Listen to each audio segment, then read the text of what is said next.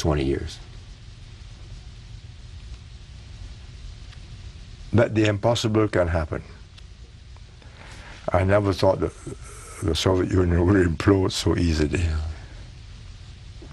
And I never thought that the Chinese would abandon the communist system and move into the free market so readily.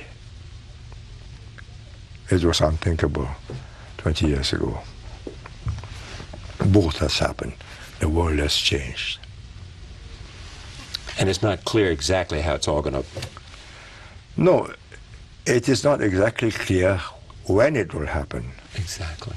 But that it will happen now in the long term, 50 to 100 years, yes. And the center of gravity is shifting to Asia. Must be, because the population's there. The talent pool of 1.3 billion people, plus the Japanese, the Koreans, and the Vietnamese and the others, no, it can match Europe and America. But that talent pool was inert. Did not have science and technology, did not care about science and technology. But now, everything that you do, Asia is doing. You go into stem cell research, we are going into stem cell research.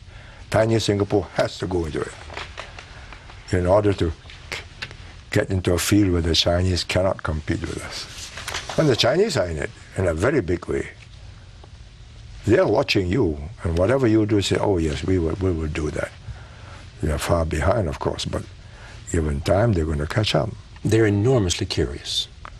They are. Enormously curious. Not just curious, they're enormously ambitious to catch up.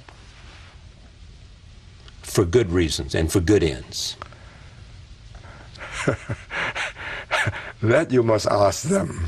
But I think the reason is they have a sense of frustration that they were down for so long. Right.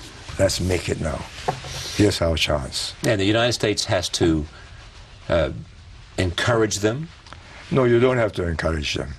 You just got to understand that they are, look, they don't want to be an honorary member of the West, unlike Russia. They're quite happy to be Chinese and to remain as such. So when you tell them you ought to do this, you ought to do that, they say, yes, thank you. And in the back of their minds, we have lasted 5,000 years, have you? Is there